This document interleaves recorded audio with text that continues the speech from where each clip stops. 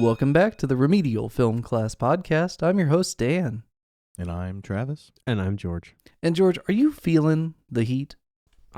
Yes. Excellent. Are you feeling about 3 hours worth of heat?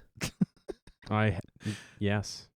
It's a long movie. We watched Michael Mann's classic 90s shoot 'em up action bank robbery heist friend story. Actor horde. Yeah. Crowded cast. Crowded cast. Heat. Now, George, we watched this because it's a classic, but also because it is a visual influence on The Dark Knight. Do you want to talk about the Batman stuff first and then the movie, or do you want to talk about the movie first and then the Batman stuff? You're right. We should talk about Batman. Guys, this is the bluest movie I've seen since The Dark Knight, and also it's very blue. It's very blue. The bluest? It's very blue. Every frame of this movie has a blue tint. The white is blue. The black is blue. Everything in between, it's blue. Yeah. Interesting. I mean, there's orange, right? And there's a lot of orange in The Dark Knight as well. But it's like, this is the first movie that I can think of that really went for what became like a trope in the mid-2000s, where it was blues and oranges, because they like contrast on the movie posters, so they sell tickets. Right. This is the one that I would point to as the earliest example I can think of off the top of my head. Was this 95? 95. That was such a freaking good year, man. Wow, I hit that nail on the head. Holy crap. That was like a huge year for movies. Meg watched like 2 minutes of it with me. And she was like, "What year is this?" How did she walk out of this movie? Like, it's just such an interesting first she's always story. like, "How's the movie?" And this one, I'm just like, "It's incredible." And like, I'm sitting in front of the TV like, "It's incredible." She's like, "Oh, I'll sit down." And like, she sits down for 2 seconds, and we have a conversation about the Allstate guy. Oh, the Allstate guy. Yeah.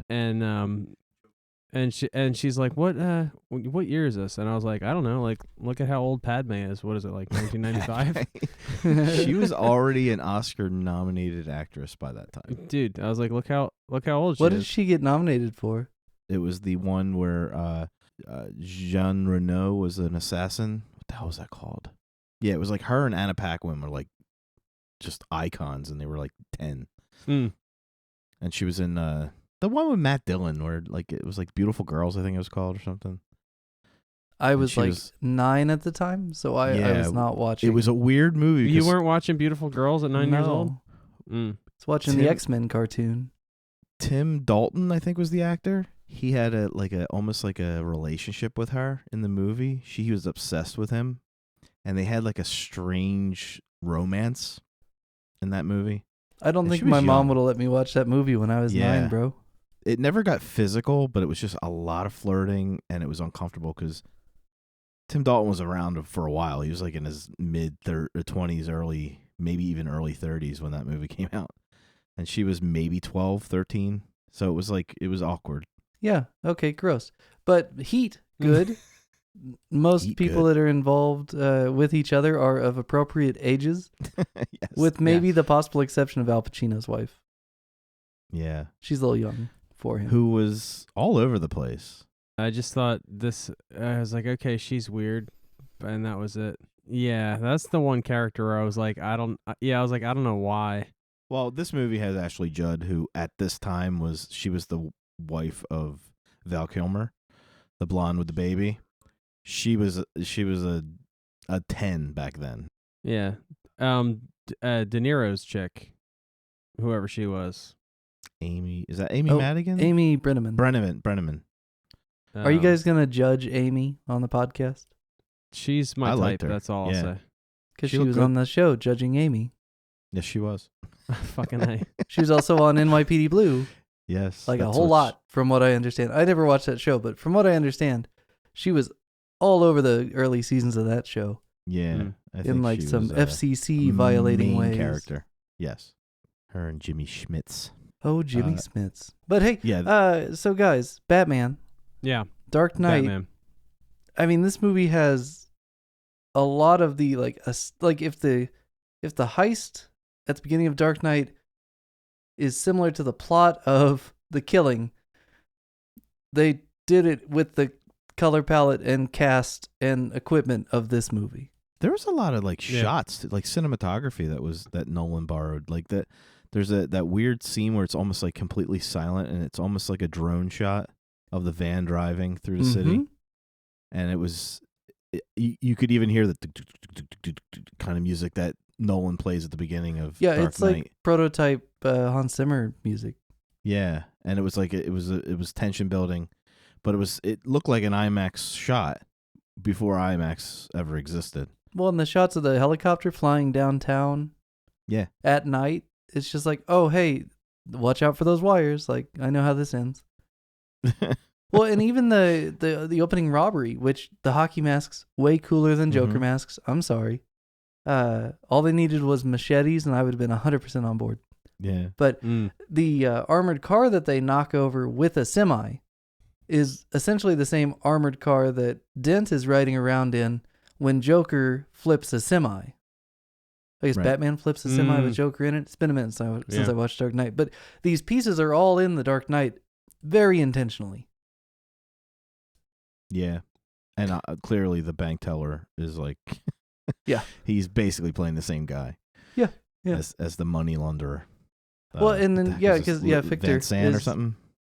Victor is his real name, right? He's in Black Hawk Down, too. He's a Delta guy. Yeah. He's a big character actor. He's great. Actually, not the only Black Hawk Down actor in this movie. It's kind of funny. No? Because... Tom Sizemore? Tom Sizemore, he's in Black Hawk Down as well. Mm-hmm. But, even the part where they burn up the inside of the ambulance has a real, like, Joker walking away from the hospital vibe. Like, guys, wow. This is the Dark Knight beta version. Yeah. Completely inspired. Oh, my gosh. As Troy would say. Yeah, it's funny. I'm watching this. I'm watching this film. I'm like I said. I'm sitting there with like basically drooling the entire time watching it. It's amazing. It's a clinic. However, like I'm watching the whole thing and I'm like, I don't see Dark Knight at all when I'm watching all it. Over the place. But when you say it like that,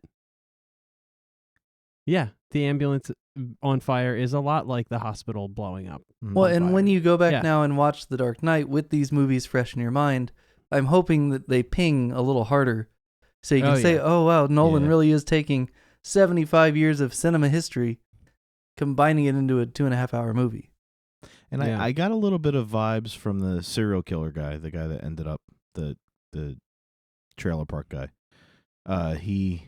No offense. You could say it, the swastika guy. Yeah. Yeah. The guy who was killing the girls in the hotel room. The swastika guy. Can't miss him. Can't miss him. Yeah, he I kind of got a vibe from him, like the guy in Dark Knight who has the Rottweilers. Well, you feed him to your pooches, you know the Russian crime boss guy, the one who burns the money. He burns the money in front of him. And he says, "I'm taking half mine," and he burns it, and then he feeds them to his dogs.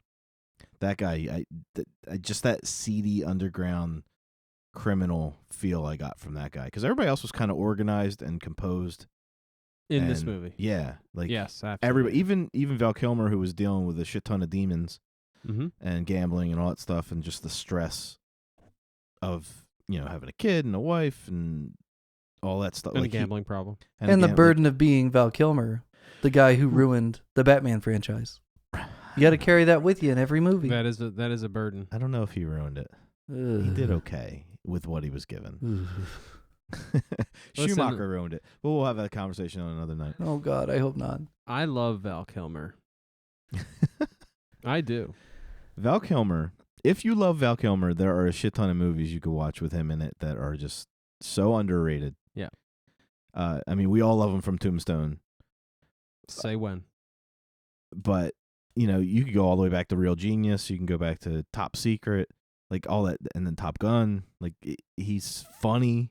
He's serious. Like, I've always loved him. It was a shame to watch him. Even The Doors. He's great in The Doors. You would probably love him in that. Yeah. Even though it's a Oliver Stone movie. I know Dan doesn't like Oliver Stone movies, but I like a couple. I just don't trust the guy. Right. But The Doors is a really good depiction. He's kind of like a Heath Ledger. He really gets lost in it. Yeah. Ghost in the Darkness is an amazing movie. I love that movie. I don't know if we'll cover it on here, but it's a true story. What was the one he played? He was like wasn't he in True Detective? No, that was Woody Harrelson. Oh, Woody Harrelson's so good in that show. Yeah. By the way, I ran across the visual inspiration for the first season of that show the other day, watching Korean movies. I was like, oh my god, it's True. It's True Detective. Oh, I see where they. Oh, Wow. yeah, it's really interesting. It's not very. It's only a couple of years older than True Detective, but the color scheme and it's the same. It's the same. It's remarkable. So, someday when you guys feel like reaching further to the east, we can grab some Korean cinema. I'm trying to think. It's other Dark Knight, like just the cat and mouse game. Very reminiscent in the movie, but yeah, just the cinematography and the grandness of every shot. Like even the intense, like the interrogation scene, like when Pacino goes to that junkyard and he's like talking to that guy. He's like, "Where's your brother?" And he's like, that was a lot like the interrogation scenes in Dark Knight as well. Like just that intimate 2-3 actors, but they're all just doing just nuance on top of nuance. Oh, by the way, I didn't know what you meant when we watched Godfather, and Pacino going to 11. Oh, geez. Like I didn't know what you meant then. Right. And now this I is know. the era now of I know that. exactly what you mean. Right ass. Yeah, dude. He's like, yeah. I love Pacino at 11 in Devil's Advocate, which I hope we watch someday. But in the context of this movie and this script, that's an eye roller for me. I'm kind of out on that. It's too far. There was a couple that I was fine with, but there was a lot. It just didn't seem within character. Like he should have. When you watch Insomnia, he plays the same kind of character. He's a cop investigating a missing person, but he's deadpan. Like he's Pacino, and I don't think he has many of those outburst type, scent of a woman, hoo-ah, kind of wackadoo kind of outbursts. But it fits for Devil's Advocate, but it doesn't fit for this movie. Like because it seemed out of place, especially when when he's walking away. Was he yell? Thanks for wasting my motherfucking time. Yeah. Like it's just like, what? Where does that Why? come from? Why? What are you doing? That could have been directed. I don't know. No, that was Pacino, man. That was Pacino being like, I'm going to try this one at 12. And Michael Mann's like, you know what? Sure. Okay. Yeah. It's Whatever. late. We don't want to do another It's take. late. Yeah, he had like 4 or 5 in this movie. But the great ass has become such an iconic soundbite that I don't mind it. But then his follow-up line to that is what makes it silly. Like when he With says, the head. Great ass. That's great. But then he goes, and you got your head way up in it. And it's like, oh my God. Yeah, nobody talks like that. Oh my God. Yeah. The one thing, you're talking about Swastika guy, the kind of like rough around the edges. Oh, he's a serial killer too. Like gets kicked off the crew guy. His hairstyle and kind of his edgy like murder like desire. I mean, you could argue there's a little bit of Joker in there too. Not comic book Joker, but a little bit of Heath Ledger, I like knives Joker. Right. Yeah, just like, a little bit, wanna know how I got smidge. these scars. He kind of does that in the bedroom when he tells her he's the Grim Reaper. Yeah, not to does be have that. confused with the Grim Reaper of Kansas City, who I hope we've already retired that bit after 1 week of not working. Right. Oh God. Speaking of serial killers, James Gumb is in this movie. James Gumb is in this movie, and he George is making a face. Oh, He's like, wait, what? he Oh, didn't you even notice, see me did in he? there? No. He's Yes. at least a size 12, maybe a 14. Oh, jeez. Which cop? He was His name's Bosco. was he the one? Was he a main dude? He was one of the main cops, yeah. He talks quite a bit. Was he the He's one got that a got mustache. Was he the one that got shot and killed at the end, yeah. And not at the end. Well, at the He heist. got at the heist, at the bank heist, and where Pacino was like next to him and like making sure he was dead, and he was like, "Oh fuck." Yeah, that's James Gumb. That's James Gumb. I didn't recognize him because I recognize nobody. Well, could tell me and Dick Tom Hanley was in Noonan- this. I would believe you. Tom Noonan He's not pops in up in this. Now, Tom Noonan, I hope we see him again soon in another Michael Mann movie. If we ever circle around and do Manhunter, Mm. I'm hoping we do that. Yeah, how intense was that friggin' scene where they're waiting outside the warehouse? Like, De Niro, this is probably one of my favorite De Niro movies because it's just, he's not really playing the gangster, but he's playing a badass, but he's subtle. He's not doing the big De Niro. He's doing right, like he's not doing the head bob and subtle the De Niro squinty stuff. Yeah, he's like It's very good. subtle. And like that whole scene where when he hears the bang inside the truck and he's just staring and he just goes in, let's go. He's like, I'm not done. Just shoot, let's go. No, he says, I'm almost there. Almost there. That's almost there. Like, I'm right there. And he's like, don't matter. Don't matter. We're out of here. But it was just, there's not one moment where he is not perfect in this movie. Yeah. It's almost like when one of my favorite things in Goodfellas is not all the gangster stuff. At the end, did you see Goodfellas? I saw it a long time ago. All right. Well, there's a scene where Karen, the wife of Henry, meets up with De Niro, and he tells her there's some dresses down the alleyway. Go down the alleyway. Go in that door, and there's dresses in there, and she can have them. And it was just really tense because you knew she was going to get. You don't know if she's going to get whacked or if there were dresses. He's like, no. Just go in that door. Go ahead, go. And it was like just very, it wasn't De Niro. He was just very, it was almost nice. But you knew that there might be a gun at the end of that alleyway. I love that guy. Sizemore was good in this too. Can I tell you that I've actually, the scene when De Niro and Pacino have coffee. Beautiful scene. I've actually seen that. Right. I don't know where. I think I don't know. I saw it like just like scrolling through like YouTube one time somewhere. But when they're sitting down in that diner or whatever, and they're going back and forth, I'm like, I've heard this monologue before. Mm-hmm. I've seen this back and forth. A lot of acting classes make you watch a scene like that because Yeah, it's a clinic on on how I actually watched it twice. I like when the scene ended, I was like, I just gotta watch that again. Yeah. Let me just rewind. And what sucks is when this movie came out, people were disappointed Why? because it wasn't. Why? Why? Since Godfather and Godfather 2, they were both the greatest actors in Hollywood, and they had never done a movie together.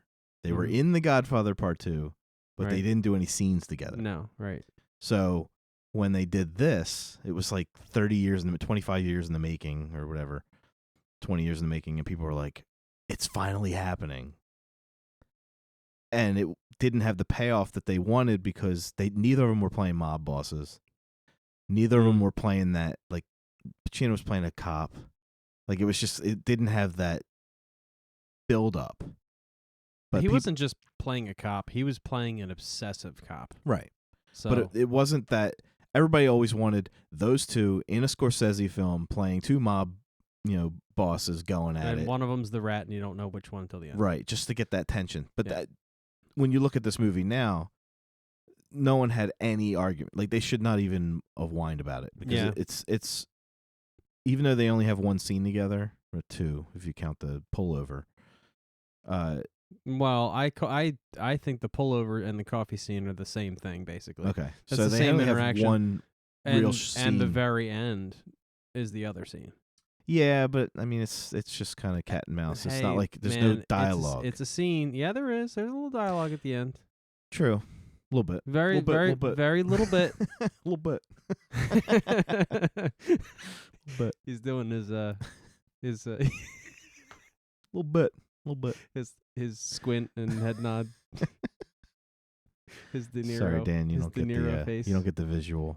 Probably not the last time we'll talk about The Godfather before we talk about Dark Knight. Just putting that out there. Okay. But that scene was very good when they're having coffee. Yes. It was like all the acting that happened in between the lines. Oh, God. Like the facial expressions and the back and forth. It was very much like reminded me of Silence of the Lambs. Mm-hmm. Like what how are much what are the acting- words and what are the actors saying with their bodies? Yeah. Yeah, it's pretty awesome. Good shit. Very, very good. I was not disappointed at all. Well, the fact that you're smiling after a 3-hour movie.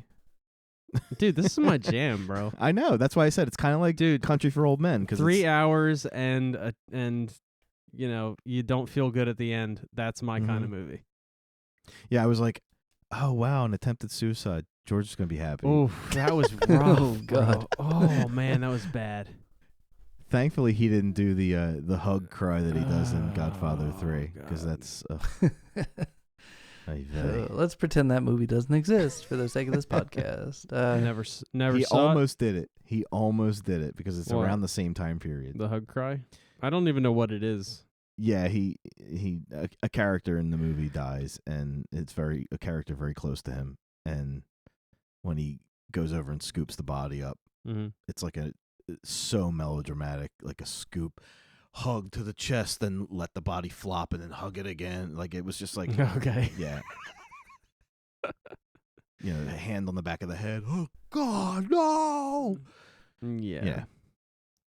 Not what you want from Pacino. No, I thought that attempted suicide was very, very well done and gave me the I don't think they heebie-jeebies. developed that character enough. Like I think I kind of there was so feel much like you're going right. on already. Yeah, I feel like you're right, but yeah, I don't know, Because that was all of a sudden. Like she was weird and she was like giving warning signs, but yeah. that was like whoa, what? That was out of the blue. Like he just comes home and she's in his tub, suicided. Like it's just like, wait, what? I was trying to figure out where that fit in with the plot. I thought that was going to be used to further drive a wedge further between him and his wife, honestly, because I thought that what was going to happen was the situation was going to be going on and he was still going to have to fucking leave. Mm-hmm. You know what I mean? Which he did. Which she he told him did. he could. But but it wasn't. It almost like they kind of grew closer in growing apart in that scene. Right. You know, they were like, you know, yeah, this is definitely not going to work. And now that we both know that, like, go do your thing. No hard feelings. You know what I mean? He turned to her and he was like, he's out there, and I got to go to work. Hey. That's maybe my favorite line in Batman 89, and I can't put my finger on why, because it's pretty silly. I got to go to work? Or Yeah, I he's love out that. there? I got to go to work. I got to go to work. That's his job now. He's Batman. Yikes. Hey, guys, besides Al Pacino's acting being over the top, there's one other aspect of this movie that is out of control. And that is when I bring you to my favorite segment on the show, Guns.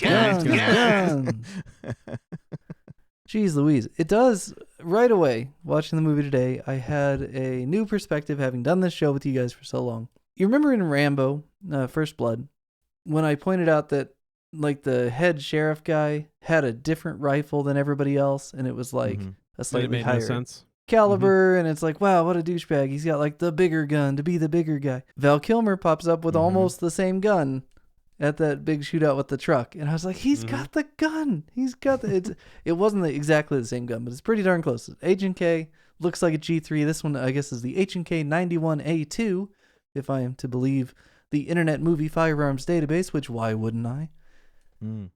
But it was interesting because it was the same thing where you got most people have an M4 type. Back then it would have been AR-15 type, M16, M733, something like that.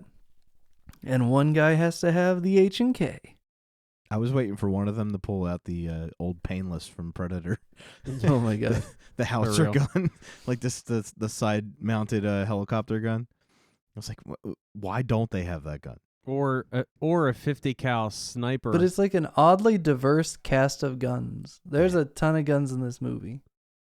And, I mean, really, what else can you say about it? If you like guns and you don't care how often they're used, you'll see a lot of cameos from a lot of guns, and I don't know why. Yeah, how about when Pacino just, like, grabbed the shotgun off of the dude?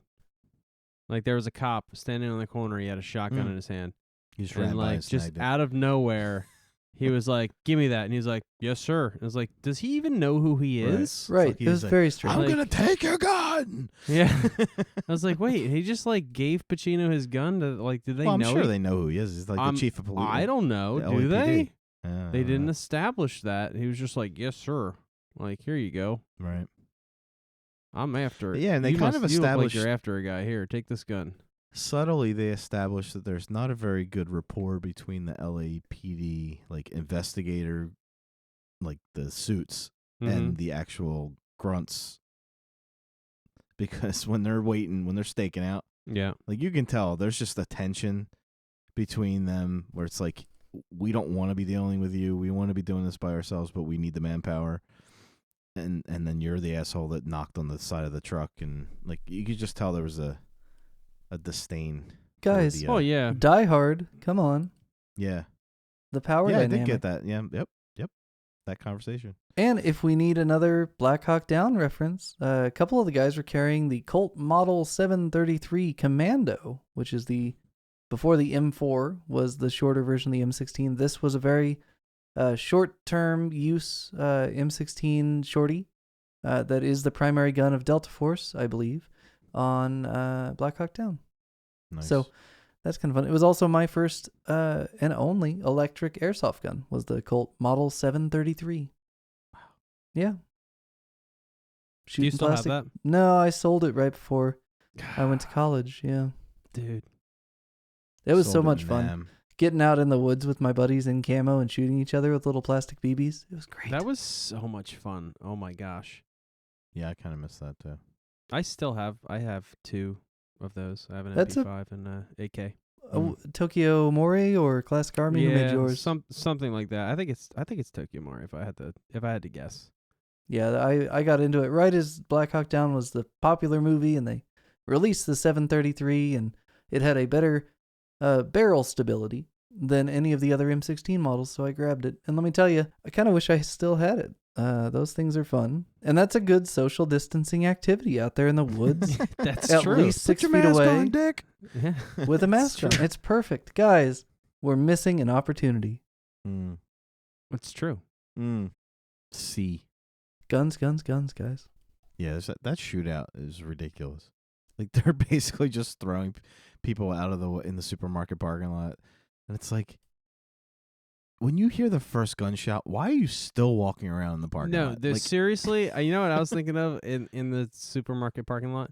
Like, I was like, why are all of these people getting in the way? Exactly. And they're all getting in. Run back inside, dude. You could pack your car later. There's a shootout happening, you asshole. Not just like in the way, like in the middle. Like there's people like literally running towards the shooters, like in the way, like he can't get a good shot because there's like people running up to him. What? Yeah. Why? Get down. Dan, did all you the way ever see down. The Untouchables? The De Palma one? Yeah, with Connery as Yeah, with Kevin Costner. Costner as Elliot Ness. It's coming There's out a on 4K soon. Watch Great out. scene in that movie that totally touches on what you're talking about, and it's actually it's funny. It's funny because it's been parodied a few times. Yeah. But it's iconic, and it's exactly what you're talking about, but on like another level. But I don't want to tell you because we probably will watch that. We should do an entire season of De Palma movies. Just his movies in the order they were created. I would be down. I don't know if anybody would listen to it besides me, but it's so good. De Palma. He did Taxi Driver, right? That was Scorsese. Taxi Driver was Scorsese? Yeah. Wow. Yeah. Early Scorsese. I thought it was De Palma. Nope. They're no. very similar, though, filmmakers. They're very similar. I sent George a picture of The Old Guitarist by Picasso because George plays guitar, but also because it is also monochromatic and in blue. And so when I see heat, I think of this painting, which is the same thing. Yes. I see how even the whites are blue. Even the whites are blue, man. Yeah. This sticks to it a little more. The picture sticks to it a little bit more consistently than the movie, but the movie's going for a similar kind of thing. So what you're saying is the movie ripped off this guy? No, they just happen to share who is a this similar again? color This palette. painting? That's Picasso. It's the old Picasso? guitarist. Okay. Picasso, yeah. Picasso. He was there sorry. first, but So this movie rips off Picasso. I mean, they both use the Good to color know. blue pretty liberally, so. Troy will argue that he did not. He was not inspired by. Well, see, Picasso. Michael Mann only saw the Picassos later on. After school. I've heard some really good feedback on the Troy appearance. A couple of guys really enjoyed the fact that he came along with me on my movie score theory, so that made me happy. Yeah, right. That makes one of you. Now, obviously, Heat is not a true story, although it is based on a real criminal from the 60s who had a kind of cat and mouse relationship with the cops. But none of the events of this movie, I think, are based too much like a Catch Me If You Can, right? You know. But George, are you aware that this movie was actually emulated in real life? Give or take a few details. A couple of years after this movie came out. Emulated? Have you ever heard of the North Hollywood Shootout?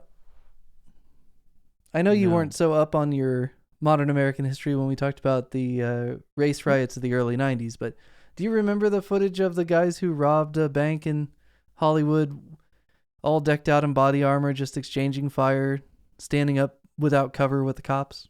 Have you ever seen the footage? I remember that. Vaguely. I mean, you can never... I mean, both guys are no longer with us, obviously, so we couldn't interview them and ask them where they got their ideas and their motivations. But during the exchange, at one point... they hadn't seen Heat until after. At one point, one of the guys pulled the HK-91, the Val Kilmer big gun, out of the back of a car and started shooting at police. Like, it was...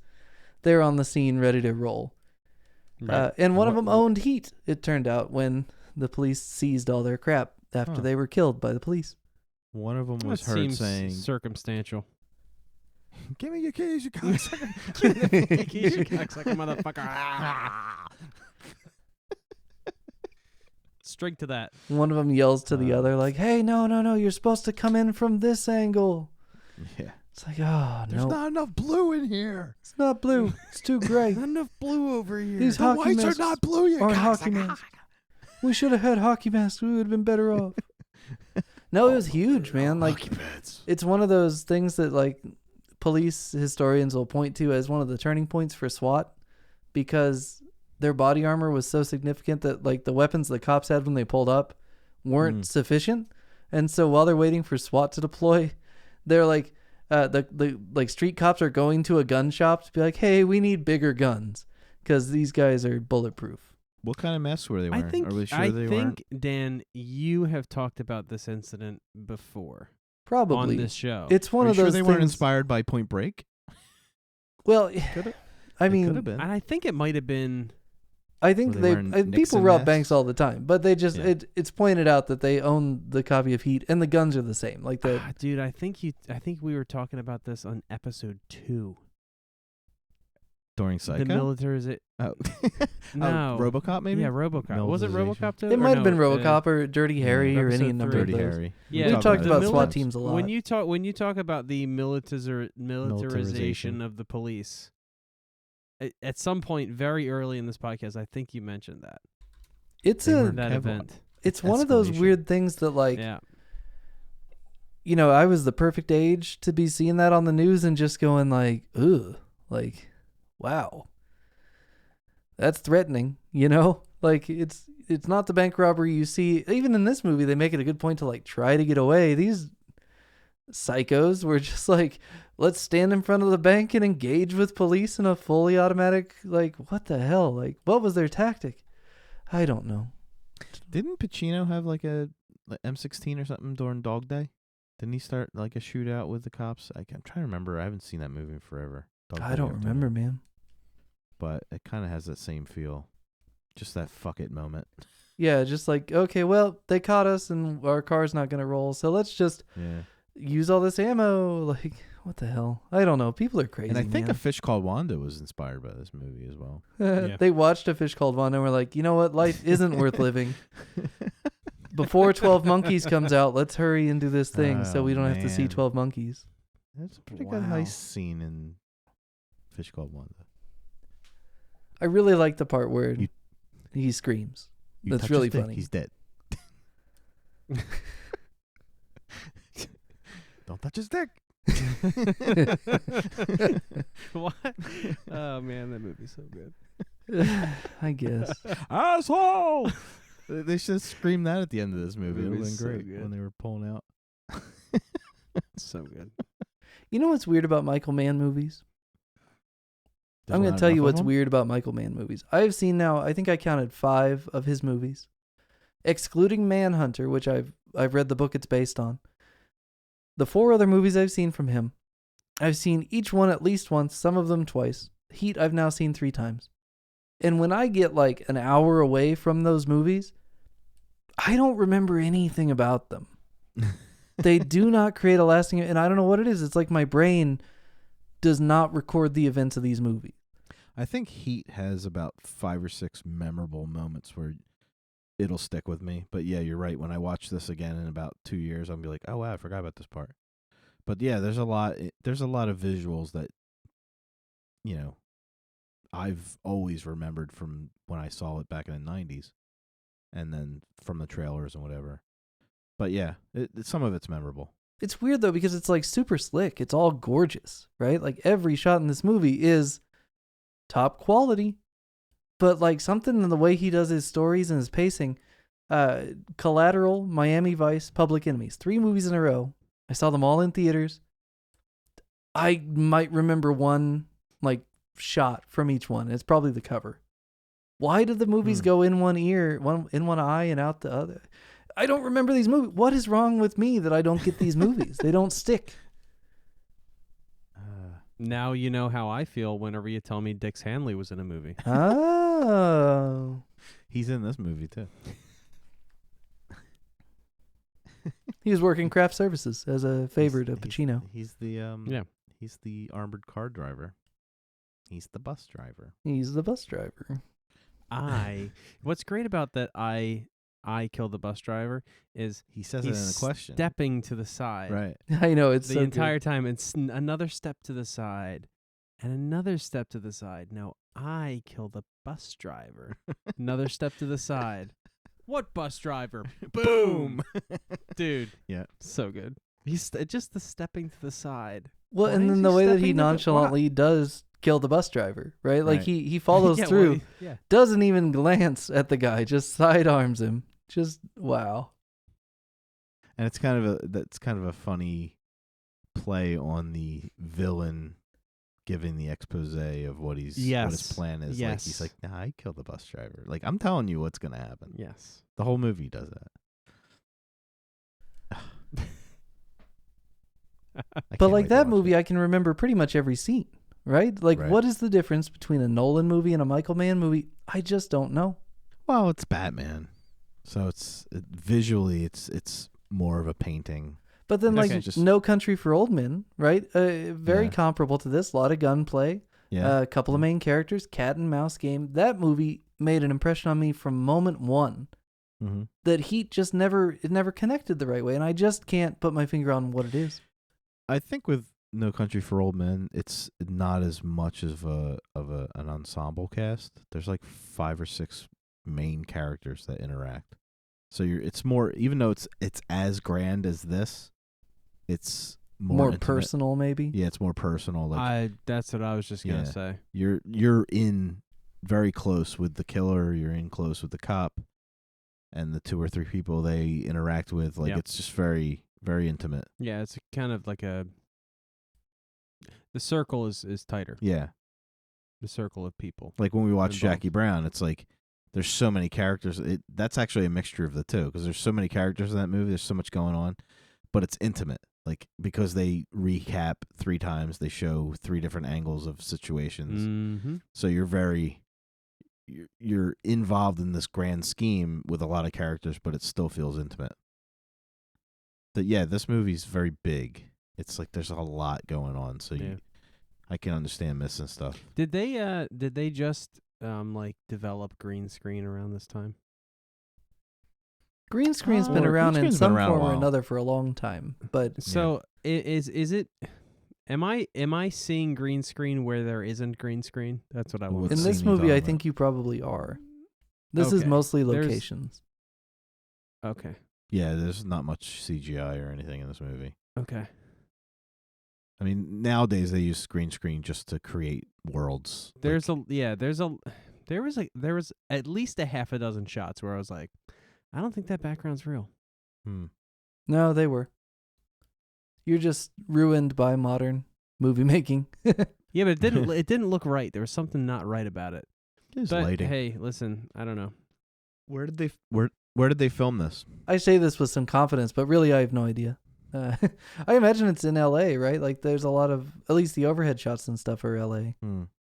There were some shots where they were like high up on a balcony or something, and the city beneath them looked not real. Right. The ocean outside his flat looked not real.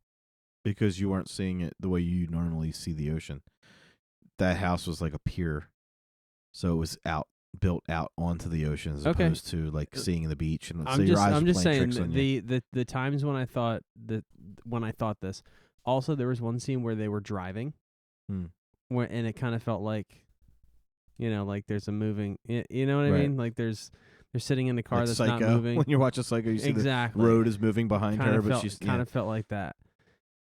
Well, and they might have done that for the car stuff. I mean, that's been a technique since the 30s for car stuff. Yeah. So Yeah, but then there was scenes close up where they were definitely driving, and like the camera you can tell is like right on the dash or like right on the hood of the car where they're definitely driving. And then there's other ones where they're driving and the shot is from outside the car, and it just doesn't look great.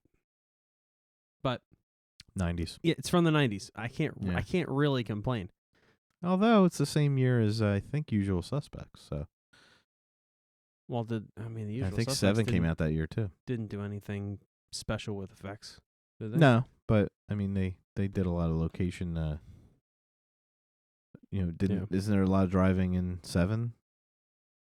That looks I real. don't remember 7 all that much. ooh, We I should need to revisit really that. do that. Even though I have seen 7 and I'm not going to be surprised by the ending, we should probably watch it again because it's so good. Yeah. That's the only thing I remember about. Well, not the only thing. It's the main thing I remember about it was how when I watched it, I was like, "This is so good." That's the kind of movie where we should watch with you having all these movies under your belt now. Yeah. Because you'll watch it on a totally different level. Yeah. You'll catch a lot of things that you didn't catch. But you'll still miss Dix Handley. He plays the box. I never do. What's I in never the box? I never catch him. He plays Wilson in Castaway. Dix Handley. Oh yeah. He's like he's like a main supporting actor in that movie. Yeah. Right? Yeah. He's wearing a volleyball mask. It's crazy. I never saw that movie either. You never saw Castaway? No. Oh my God. He's never seen Castaway. I just had to rest my head on the microphone. I know about it, Like, but yeah, what? Yeah, Wilson from Castaway. He's always standing behind a fence. no, I know about Wilson. I'm Howdy, kidding. neighbor. But I know about Wilson because who doesn't know about Castaway? But like, I never saw it.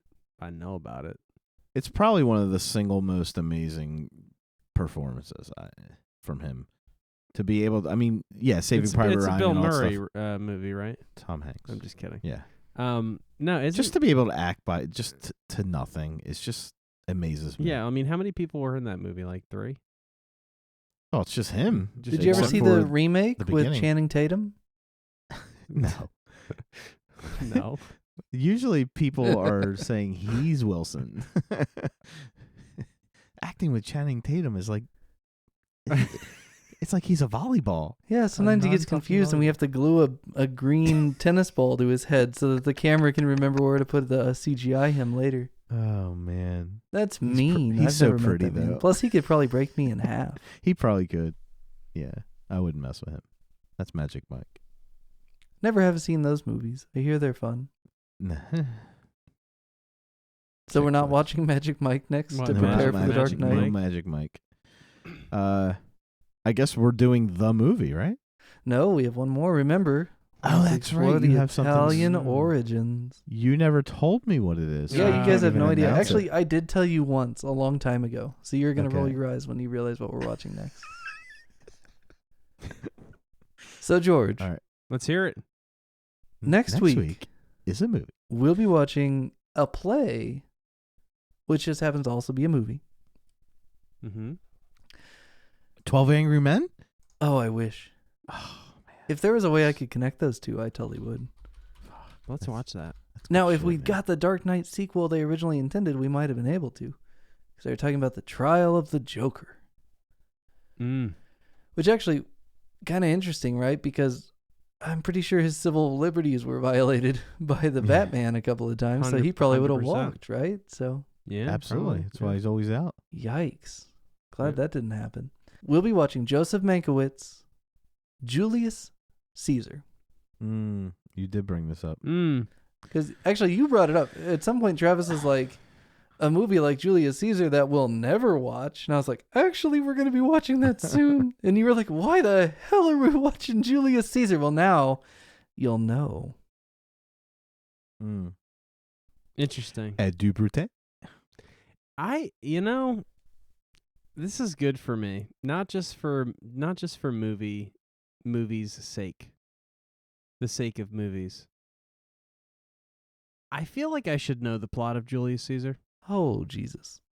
My kid is doing Julius Caesar right now in his English class. Yeah, that's why I say I feel like I should Yeah. know the plot. I don't. I've never seen this movie, so should be interesting. Excellent.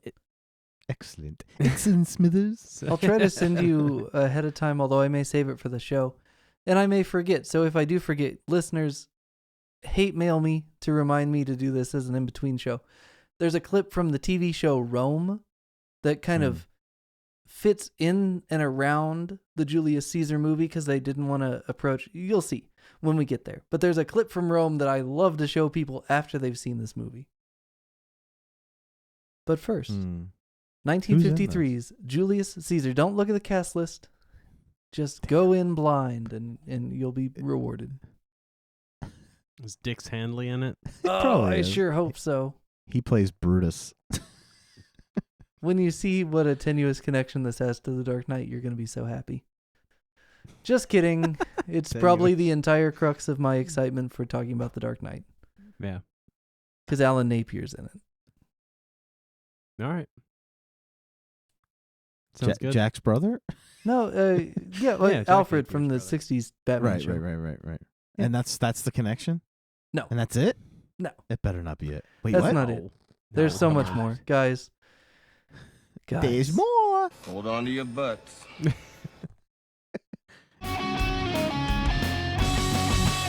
I am so excited. I could tell. I just got hit in the ear by your erection. I shoot the bus driver. Oh, man. But sir, you're unarmed. Hold on, I have to talk about Julius Caesar again. Boing! Ay vey. Can't we do Romeo and Juliet? Poor bus driver. Maybe later. But now we're doing Julius Caesar. All right, let's do it. All right, dudes. I'll see you next week.